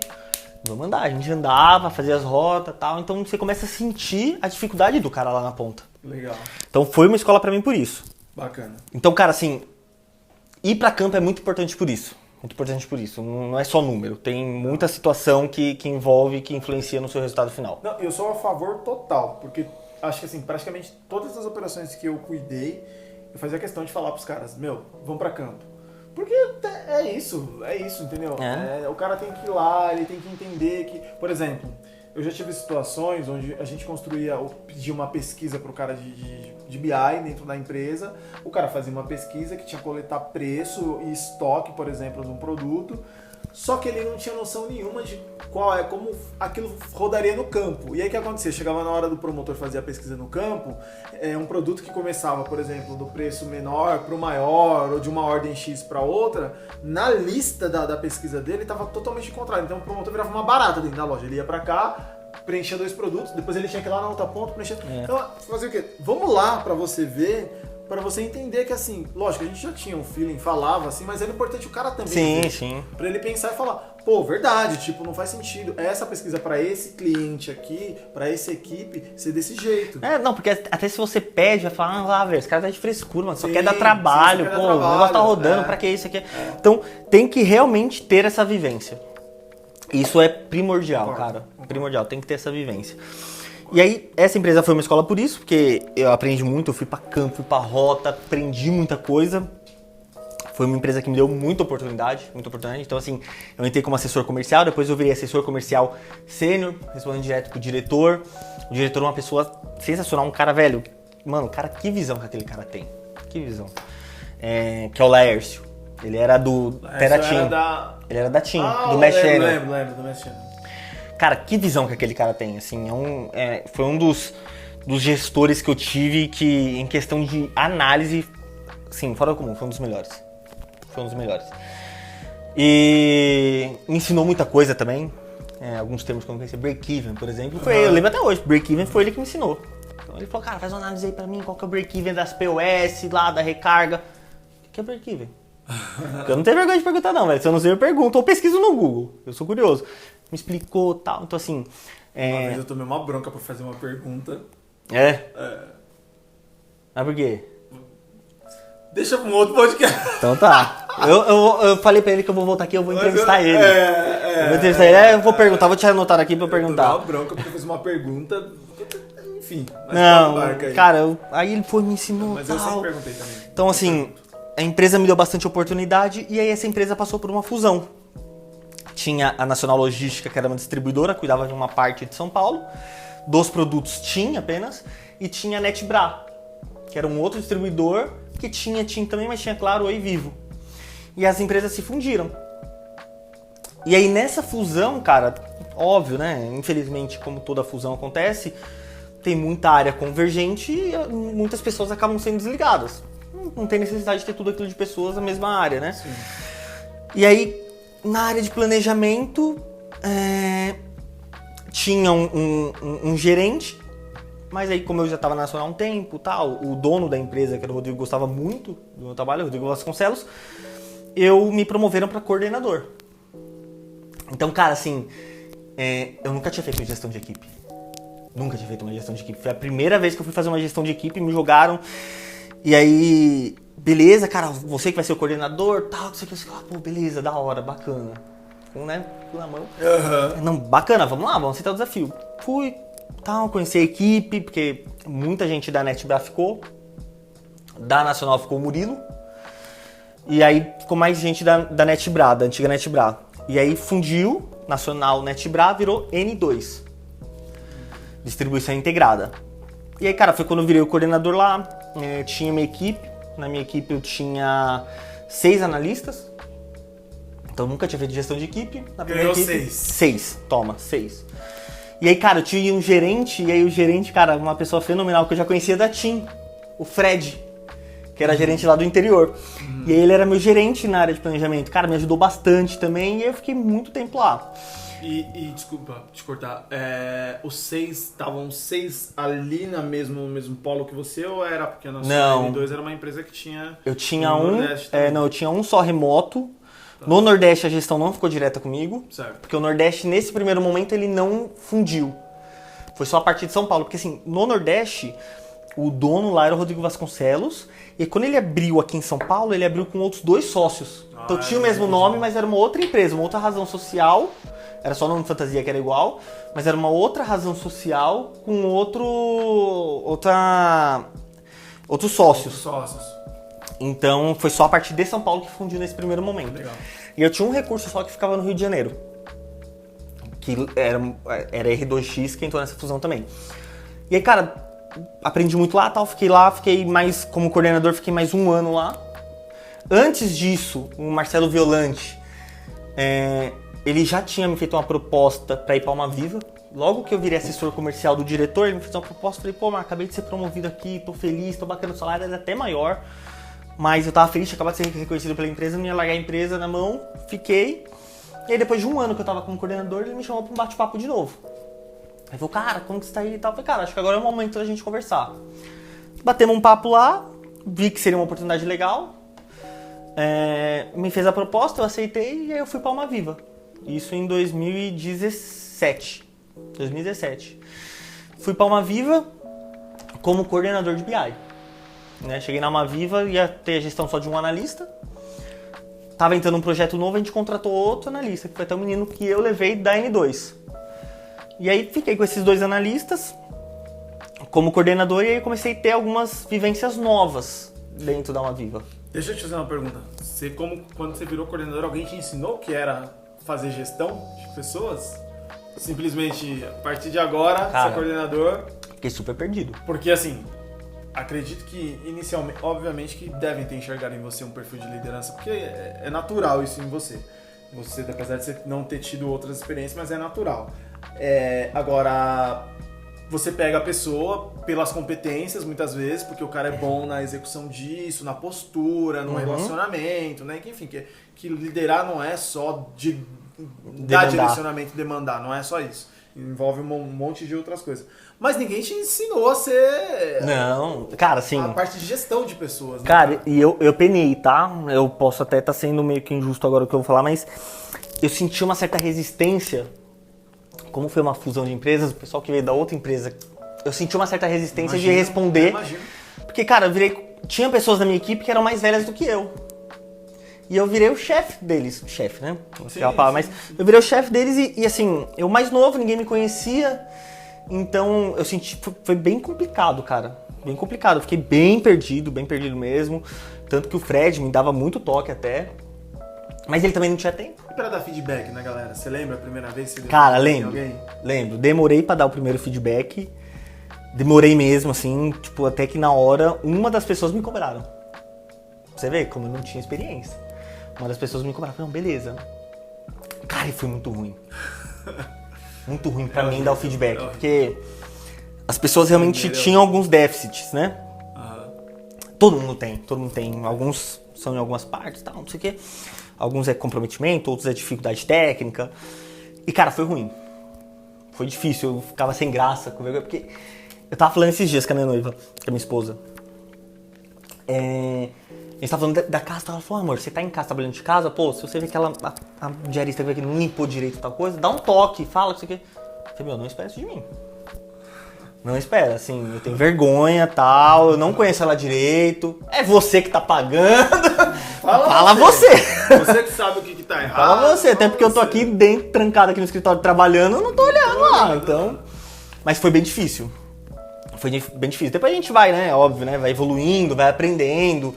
E eu tenho um negócio de mim que eu tenho muito medo de magoar as pessoas com palavras, porque dói muito palavra. E aí, mas cara, infelizmente, a gente tem que pensar assim, pô, é o melhor pra pessoa e pra mim. E pra empresa. Então, o primeiro foi bem difícil e tal, mas aí depois, como eu costumo ter uma relação muito próxima com a minha equipe, eu gosto de ter os caras, brinco, converso e tal, almoço com os caras, eu não sou de... É difícil almoçar com um chefe meu, eu vou mais almoçar com o pessoal da minha equipe do que com o chefe meu, até porque não é mais fácil de acompanhar, né, porque acompanhar chefe financeiramente é difícil. Então, cara, então... ele vai pagar. Ah, não, sei que ele vai pagar. Mas como que você vai saber? Às vezes você pega mal, você vai lá no restaurante por quilo, cara, você pega mal pouquinho. Vou comer pouquinho pro VR pagar.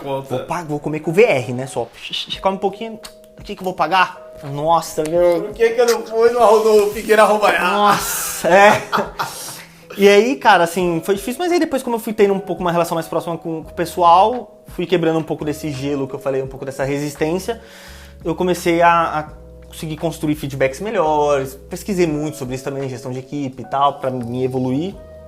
Então ficou um pouco mais natural, ficou mais fácil. Não, mas é difícil. Não sei se você lembra da sua primeira vez que você teve que demitir alguém. Eu lembro da minha primeira vez que eu tive que demitir alguém. E aí foi tipo assim, eu entrei, aí falaram pra mim, no primeiro dia falaram pra mim, ó, tem umas 5 demissões aqui que a gente precisa fazer e que o supervisor anterior não tinha feito. Toma aí, você faz aí, por favor. Cara, difícil, 5. Na primeira, 5. Falei, cara, o que eu falo? É difícil, foi bem difícil, assim.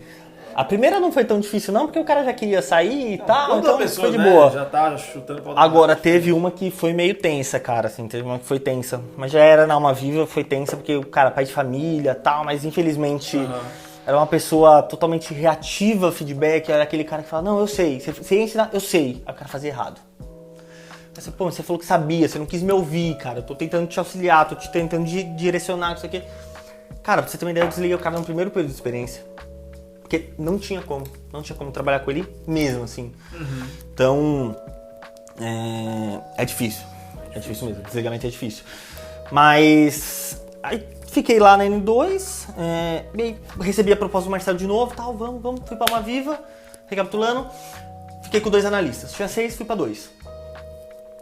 Cuidar de um projeto específico de adquirência, ficamos tocando bastante tempo esse barco, e aí eu comecei a ter experiências novas dentro da Alma Viva. Comecei a ter mais interação com as demais áreas. Então eu interagia mais com o RH, para ver a questão, previsão de contratação das vagas, comecei a ter mais essa vivência, porque no outro eu cuidava mais da questão, cara, realizado, meta, montava a apresentação, então eu não entrava, essa empresa ela não entrava, a parte de planejamento não entrava tanto em financeiro, né? Custo, nada. Não tinha nada disso. E aí, na Alma Viva eu comecei a ter essa vivência. Então comecei a cuidar tanto da parte de planejamento operacional e estratégico ali do negócio, e também comecei a cuidar da parte de planejamento financeiro. Legal. DRE, fazer provisão de custo, pouco aí comecei a entender de imposto, comecei a entender dos encargos, comecei a entender um pouco de CLT, o que você tem que pagar pro cara, o que você não tem que pagar, tal. E era um negócio que era difícil de entrar na minha cabeça, difícil. Ficava eu e o Marcelo às vezes mexendo lá, tal, não sei o que, o Marcelo como gerente geral de operações, eu como coordenador de BI, ele, cara, me dava um apoio, tal, não sei o que lá. E aí comecei a mexer com essa parte financeira meio que empurrado. E fui mexendo, cara. Então eu cuidava da parte estratégica ali do negócio, planejamento estratégico operacional, e comecei a cuidar do financeiro. E a gente foi crescendo. Cara. 2 analistas. Quando você chegou lá, tinha quantas operações? Tinha 2 só. E a gente tá falando do tamanho? Tinha uns 300 promotores. Não, tinha uns 300 promotores. 300 promotores tinha lá. 300 promotores. E aí era claro, e a outra era rede. Eu entrei pra cuidar mais de rede e tal. E aí comecei a cuidar de faturamento, fazer previsão de faturamento daquele negócio específico e tal. E cuidar de DRE, começa a olhar a previsão de custo. Vamos desligar o cara na experiência? Não vamos? Não sabia dessa questão, entendeu? Tipo, não gera custo. Comecei a aprender de CLT e tudo mais. E aí fui evoluindo, fui trabalhando lá dentro e a operação foi crescendo. Foi crescendo. Ganhei uma regional, puta, tem que contratar mais um analista. E vai ganhando, beleza, tô com 3, contrata mais um. Tal. Chegou uma época que a gente tava com aproximadamente 1.100 promotores. E eu tava na minha equipe 10 pessoas. 10 pessoas na minha equipe. Eu tinha 9 analistas, um assistente financeiro. Desses 9 analistas, um era analista financeiro também. E aí, a parte financeira já era toda minha. Já era a responsabilidade do Henrique. Tudo pra você. Então, toda a reunião semanal, toda semana a gente apresentava para a empresa a projeção financeira, a projeção de custo, EBITDA, como que vai ser, tal, não sei o que lá, primeira margem, segunda margem. E aí comecei a cuidar dessa parte, olhando também a parte estratégica do negócio, sempre voltado pro trade marketing, sempre fui exclusivo do trade marketing. E aí foi quando apareceu a oportunidade e aí eu fui promovido para gerente. Eu tive um diretor, o Rafael Bezerra, uma pessoa sensacional também, um ser humano incrível. O Rafa era um cara... Era não, né? Porque ele tá vivo. É um cara... Eu também tive como eu tive experiência, né, de trabalhar com ele também, eu falo que ele era aquele... A gente comentava, ele era aquele cara tipo de cara que você não queria errar com ele em nada. Nossa, ele, meu mas parceiro. em nada do que você fazia, porque era um cara que você falava assim... Puta, cara, esse cara é tão parceiro em tudo no negócio, assim, que você dá até vergonha Cara, de você... eu tinha mais medo de dar mancada com o Rafa do que eu tive de dar mancada com meu pai a vida inteira. É isso. Sabe? E aí, cara, um cara sempre parceiro, tal, não sei o que, e aí ele foi e me promoveu. Me promoveu pra gerente, continuei com as minhas atribuições, as mesmas coisas que eu fazia, e cuidando só de trade marketing. Essa diretoria foi unificada com a diretoria de call center, e aí foi quando eu conheci mais uma pessoa sensacional, um cara também super crânio, que é o Fábio Cerqueira, que direto ele tá fazendo lives aí pra falar de Customer Experience, então assim, é um cara que... hoje mesmo teve uma, cara, assim, é um cara sensacional, cara. Dedicado pela empresa, essas lives, ou ao Cara, é Google Meet. Google Meet, é um cara de visão muito boa, assim, já foi de planejamento, já cuidou de diversas operações, hoje ele é diretor lá na Uaviva, assim, é um cara que tem uma visão fora do comum. E aí unificou, né, e eu não conheci ele pessoalmente, porque acontece, nessa época minha noiva morava em Maceió. E eu quase todo final de semana eu ia pra lá passar o final de semana com ela, ou ela vinha. Maceió. Pois é. E aí, cara, eu fui pra lá na pandemia, passar o final de semana com ela, cancelar todos os meus voos, não conseguia voltar pra São Paulo. Eu lembro. Eu fiquei um mês preso em Maceió. Não certo. tenha sido ruim, mas eu fiquei um mês preso em Maceió sem conseguir voltar. E aí foi quando entrou esse diretor novo, meu contato com ele era só, por vídeo e tal, isso aqui lá pra fechar os números, vamos montar plano, tem que ver aqui, vai demitir, quanto que vai custar, cara, aquela loucura, você virando madrugada trabalhando pra fazer provisionamento de custo, como que vai ser o DRE, como que vai ser a margem, como que vai fechar o ano. Não, e a gente tá falando assim, às vezes as pessoas não...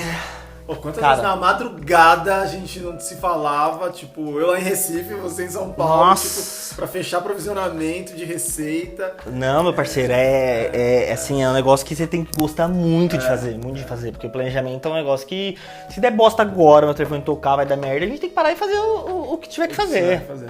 Entrou essa pessoa nova aí na minha vida profissional, que foi o Fábio, que me deu muitos direcionamentos, aprendo ainda muito com ele, porque a gente tá na mesma empresa ainda, eu ainda faço parte da diretoria dele. E cara, foi um cara que olhou pra mim, a gente se deu bem desde o começo, olhou pra mim, viu um potencial em mim e falou assim, cara, eu vou te puxar pro call center. Eu falei, cara, não manjo nada de call center. Nada. Ele, não tem problema, eu vou te ensinar. Ele falou, o que eu preciso é de alguém disposto a aprender. Você quer aprender? Eu falei, quero, cara, eu tô fechado com você. Eu vou te pôr no call center, eu vou te puxar. Eu falei, beleza, então vamos. E aí, cara, foi quando eu entrei pro planejamento do call center. Hoje você tá com os dois? Hoje eu tô com os dois, cuido tanto do trade quanto do call center. E aí, fiquei um tempo respondendo diretamente pro Fábio, na parte do planejamento. Eu assumi uma equipe do planejamento que já tinha lá. Sempre deixei claro com todo mundo da equipe, cara, tô chegando agora, tenho 3 anos de empresa na época, mas 3 anos de trade. Não conheço nada de call center. Então eu vou precisar muito de vocês. Quero aprender muito com vocês e quero poder ensinar também um pouquinho do que eu aprendi lá, trazer pra cá e a gente ter uma sinergia. A gente, né, assim, são operações muito rápidas, muito velozes, as coisas acontecem muito dinâmica e tal. E é uma pegada diferente do call center. Não que o call center não tenha também todo o dinamismo que eu acredito que tenha. Mas que, não, mas são várias situações. A gente falou, um dia de chuva, pronto, já não consegue trabalhar, já tem um ABS, o cliente já não me paga por aquele dia que o cara não foi.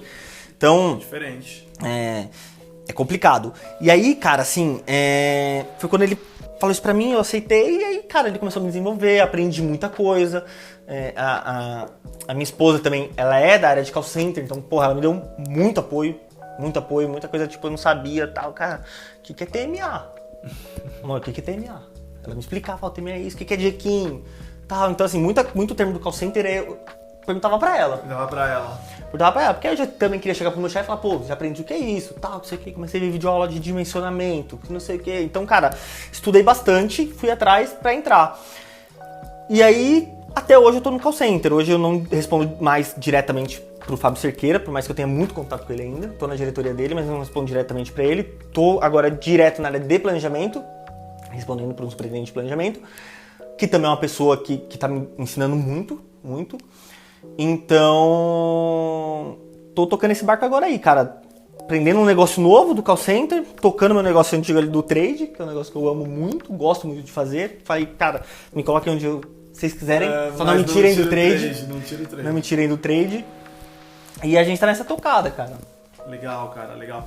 E o que você acredita que o que contribui, assim, qual foi o grande aprendizado que você teve até aqui, assim, de questão de carreira, assim, cara? O que você fala, assim, que, pô, cara, isso é o que fez diferença pra eu conseguir chegar? Porque a gente tava falando lá do começo e você comentou muito, até perguntei a questão de sorte e tal e tudo mais, mas você deu um boom, assim, cara, de carreira muito legal, muito legal. Você é novo, tá numa posição de gestor de uma multinacional, que é uma empresa grande, com muitos colaboradores, principalmente o call center é gigantesco. Sim.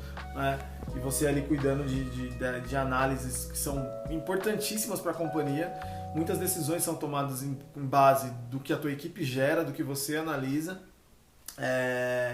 Então essa trajetória tua e essa responsabilidade toda, você acredita que o que fez uma grande diferença para você conseguir chegar ali? Se você fosse falar assim, mais fácil, se você fosse falar assim, cara, se fosse começar de novo, eu identifico que esse ponto aqui é o ponto que é um diferencial. O que seria? Meus filhos. Como eu falei no começo, assim, foi quando minha filha nasceu que veio a virada de chave, que eu falei assim, velho, eu tenho uma boca pra sustentar, eu preciso trabalhar mais do que o dobro do que eu pensei que eu ia trabalhar, porque eu não posso deixar faltar nada pra essa criança. E até hoje é isso. E até hoje é isso, velho, assim, meu filho também... Cara, tudo que eu faço hoje é pensando neles. Tudo que eu faço é pensando neles, assim... São minha vida. Os dois são minha vida. Eles não vieram ao mundo pra sofrer. Então eu vou tentar dar tudo do bom e do melhor pra eles. Tudo que eu não tive, toda a necessidade que eu passei, eu não quero que eles passem. E tudo que eu não tive, eu quero que eles tenham. Óbvio que eu não vou mimar, eu não vou dar mais do que o essencial, porque senão você estraga a criança. Sim. Mas os meus filhos realmente são o que me motivam, que fizeram eu correr atrás de crescer, de ter uma condição melhor de vida pra mim, pra eu poder dar uma condição melhor de vida pra eles. Mas eu acho que um ponto-chave também, isso eu digo assim, a minha motivação, essa é a minha motivação. Mas o que me ajudou também a chegar lá é que, como um time de futebol, velho, o time derruba o técnico. O time derruba o técnico, não tem como. O técnico é filho da mãe e tal, não tá fechado com o time não vai jogar nada, vai perder, o técnico vai ser demitido, não vão demitir o time inteiro. Então, cara, assim, eu acho que a gestão, a liderança, tem que ser um negócio muito tranquilo, muito suave. Muito suave. Por quê? Tem que ser próximo dos seus liderados, cara, porque se eles não quiserem fazer por você, se eles não tiverem fechado com você, já era, cara. Se você for aquele chefe chato que todo mundo critica, o dia que você precisar que fique até mais tarde, não vai ficar. Não vai ficar, velho. Tipo, não, mas por que eu vou ficar? Velho, eu já cansei de virar a noite com o analista meu, eu não ia fazer nada. Porque era o trabalho que eles estavam fazendo, eu nem sabia. Porque você vai chegando num nível que você não sabe fazer tudo, você conhece o conceito, mas você não sabe como que o cara desenvolveu o arquivo que ele trabalha. Não, é por isso que a gente precisa de pessoas boas. Exatamente, então, que sabem. Só que acontece, cara, a gente virava madrugada lá na empresa pra fazer alguns processos, os analistas lá fazendo, eu tava lá com eles. Eu, tipo assim, conversando, ajudando, pô, pega aí um chip pra fazer tal coisa. Eu ia lá e fazia tal. Na planilha eu não sabia mexer na planilha dele porque eu não sabia a estrutura que ele montou. Mas eu tava lá com os caras. Nem que fosse, vamos pedir uma pizza agora, vamos bater um papo, tal, vamos, enquanto eu tava processando a base, manter os caras acordados, conversando. Então acho que é ter essa ligação com a equipe também. E você teve isso dos seus líderes? Um pouco disso, por isso que você acredita que você acaba sendo assim? Porque é aquilo que a gente falou, ninguém te ensinou a ser Cara, líder. assim, eu virava muita madrugada lá com o Murilo, na época. Eu virava muito madrugada. Ele não era meu gestor direto, mas era uma parceria. Era uma parceria. Acho que foi daí bastante que eu peguei isso pra mim. Legal. Da parceria. Legal. Então, eu acredito que é isso, cara. Se você tem um objetivo, e o meu objetivo é dar uma condição de vida legal para meus filhos, meu objetivo não é andar de Mercedes, não é ter casa na praia. Óbvio que todo mundo quer isso. Todo mundo trabalha para isso também. Mas o meu objetivo hoje é dar uma condição de vida confortável para meus filhos. Não de regalia, confortável. Para que eles possam estudar, ter uma escolaridade legal, fazer um curso e tal. Poder comer bem, né? Tipo, não passar necessidade. Se vestir bem, né? Não vestir bem com roupa de marca, mas se vestir bem bonito, arrumado, Sim, limpo. sim. Então, ter um objetivo, meu objetivo é esse, sempre dar a melhor condição de vida que eu puder pros meus filhos. E você tá cercado de pessoas que estão fechadas com você. Eu acho que esse é o maior segredo pro sucesso. Cara, Henrique, assim, eu acho que é bacana isso, porque eu concordo com você. O filho, ele faz a gente ir pra um outro patamar, né, cara? Eu acho que é a hora que você separa, assim, tipo... Quem não tem filho talvez não entenda, assim, quando a gente tá falando isso e tal. Mas eu também respeito, porque o cara tem muita gente que tem outras motivações. Sim, não tô dizendo que assim, quem não tem filho não tem um objetivo, não. Não é isso. Não, o cara tem outras motivações que também, às vezes, o cara tem uma questão do sonho mesmo, da Mercedes, pode ser também, faz o cara... Assim, faz parte, cada um tem aí, né, a tua motivação, né? E a tua trajetória é muito legal, cara, assim, tem muita coisa que você falou aqui que eu não sabia, que eu não fazia ideia, né, assim, a parte que eu curti é que você foi, mano, você trabalhou no como é que é o nome da chácara? Na Chácara Encantada, Na Chácara velho. Encantada, velho, a Chácara Encantada. Era tio Rick. Meu, eu amo muito da Chácara Encantada, não sabia disso. Ai. Mas, assim, falando da tua trajetória de carreira, cara, é uma trajetória de sucesso, é isso que eu falo, você entendeu? Porque, assim, é o que eu falei, desde o início do podcast, eu queria falar com pessoas que são pessoas que têm uma trajetória de sucesso. Você começa a olhar a vida pessoal da pessoa, né, a questão pessoal, familiar, e aí você vê que tem um monte de coisas tal que acontecem na vida da pessoa e que a pessoa venceu um monte de... Porque você também, assim, de repente, quando você comentou da questão da separação do teu pai, você poderia ter tratado isso como um problemaço na tua vida e que influenciasse de uma forma negativa. E que por mais que talvez durante um tempo você pode até ter sofrido, mas você conseguiu superar isso mais na frente e viveu uma outra história com seu pai final que foi totalmente diferente. Sim. Profissionalmente também, né? Você começou ali brincando de planilha e hoje, tipo, cara, é um cara que entende muito disso, entende muito Eu falo que entende muito porque eu já fui teu cliente interno, né, cara? Então, assim, eu já recebi muito relatório, apresentação, enfim, uma infinidade de... E fora a troca de experiência, assim, né? Quantas vezes, tipo, a gente não falando de resultado, você... Eu até falava, mano, você é muito de operação. E agora você contando das empresas que você passou, das experiências, das pessoas que você trabalhou, eu entendo por quê. Né? Que assim, você tem uma visão não só de número, você tem uma visão operacional, estratégica do negócio ali como um todo. Né? Então, cara, só tem como dar bom isso, não tem como dar ruim. Não tem como dar ruim uma parada dessa. E isso é sensacional, cara. Então eu acho que parabéns, cara, assim, por tudo que você tem conquistado até aqui. Tal, eu tenho orgulho de poder ser teu brother e falar e ter você aqui em casa. Super à vontade, eu estou super à vontade. Em casa, entendeu? Então, assim, cara, é muito bacana, fico feliz. E a Cíntia também é uma pessoa que, inclusive, a Cíntia é uma das mulheres que a gente vai trazer pra falar aqui, que também sei que tem... Ela eu conheço muito menos... Então também tem muita coisa aí pra contar, porque o pouco que a gente bate papo também é uma mulher muito guerreira. Assim como a Cíntia, eu quero outras mulheres que venham pra cá, já tem algumas aí brifadas, mas quero trazer outras pessoas também pra gente entrevistar e mostrar que não é só esses cueca aí que tem sucesso, não. Uma pancada de mulher muito guerreira aí. A gente comentou algumas aqui que também são pessoas de sucesso, como tua mãe. Sim. E várias outras, a mãe do Léo, que é uma pessoa que participou aqui também no podcast, a mãe do Júnior, enfim. Várias Donas Marias. Várias, que, cara, que sem falar só de não falar de vida profissional, elas já são um exemplo de sucesso. Não, é certeza. Né, cara, então assim, é muito louco isso. Bacana, cara. Se você fosse hoje falar de uma pessoa de sucesso, assim, que você considera uma pessoa de sucesso, qual é a primeira pessoa que vem na tua cabeça? O Daniel. Quem é o Daniel? Aquele meu amigo, ex-marido da minha irmã, que no começo lá me motivou, me mostrou que era o Excel e tal, que era muito mais velho que eu na época. Hoje ele não é muito mais velho que eu, porque, né, quebramos a barreira dos 20. Ó, que ele... Chamou de tiozinho, viu? Quebramos a barreira dos 20, ele já não é muito mais velho que ele é só um pouco mais velho que eu. Mas, cara, assim, o meu espelho sempre foi ele. Eu sempre olhava pra ele e falava, cara, eu quero ser que nem esse negão. Sou branco. Mas você quer esse negão. O negão é brabo, velho. Assim, é um cara que... Eu conheço a história. É um cara que, pra vocês terem ideia, estudou em colégio particular porque tinha bolsa de estudo, porque o cara é muito inteligente. Ele dava aula de reforço pros alunos da sala dele. Você tem uma ideia da inteligência do cara, velho? Não conta muito, não. Não, só eu tô dando um spoilerzinho. Não conta muito, não, porque... Vocês vão ver ele aqui. Daniel vai colar aqui. Então, assim, cara, é um cara que eu admiro, que eu tiro o chapéu e se eu pudesse ser 1/3 do profissional que ele é, cara, eu já sou uma pessoa de sucesso. Que é um cara sensacional.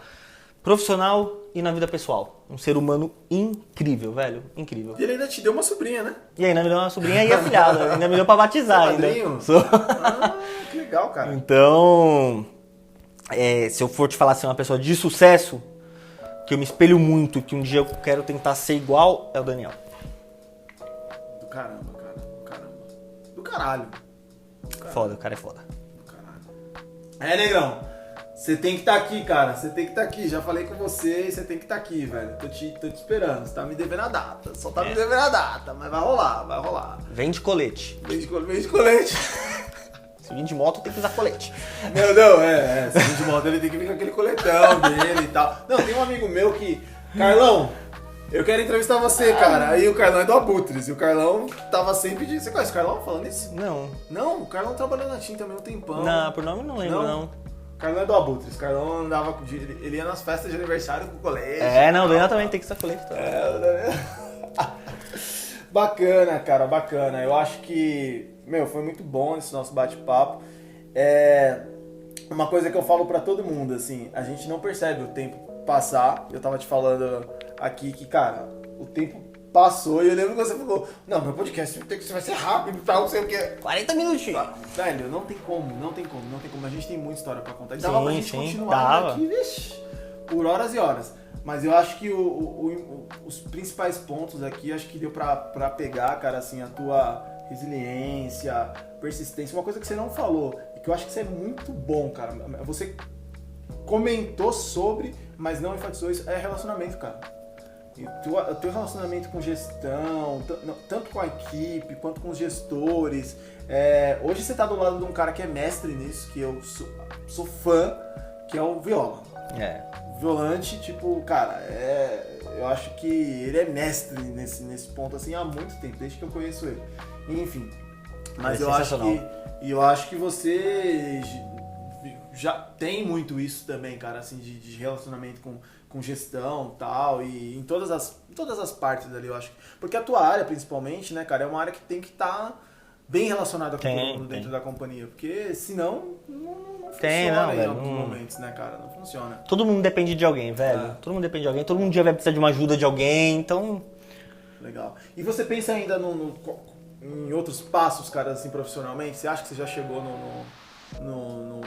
no máximo, assim, ou você ainda tem... Não. Você ainda tem planos de... Não, cara, acho que assim, todo mundo acha que tá no meio corporativo, tem sempre aquela ambição, né, de tá sempre subindo, velho, sempre subindo. Então, sonho, sim, hoje eu sou gerente, sonho com uma gerência geral, uma superintendência, uma diretoria.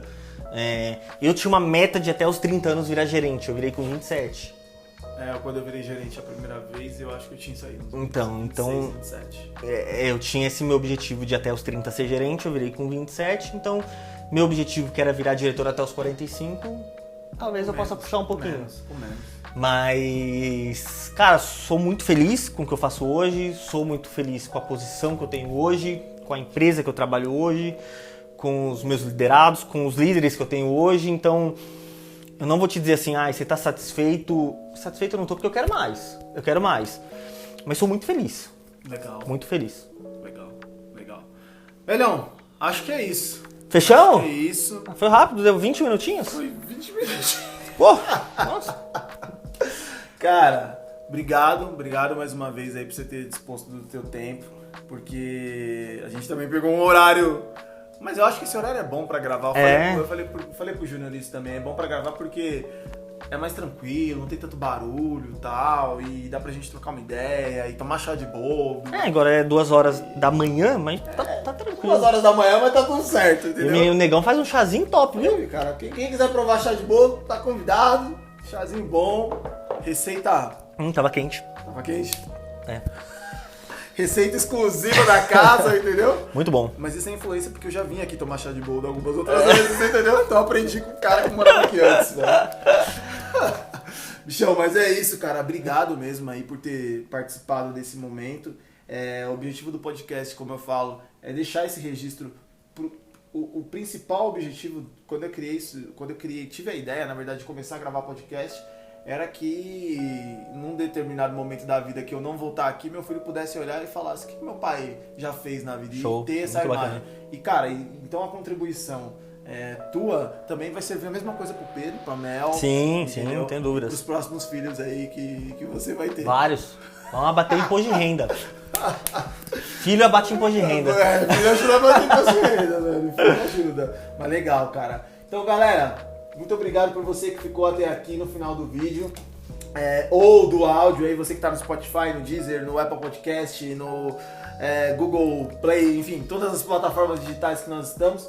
Muito obrigado por ter ficado até aqui. Espero que a história do Henrique, assim como a dos outros participantes, contribua aí na tua vida.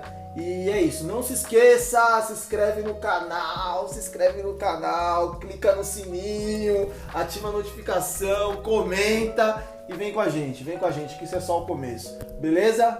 Irmão, satisfação, irmão, você é o cara, junto, mano. cara. Obrigadão pelo Valeu, convite. galera! É nóis! É nóis!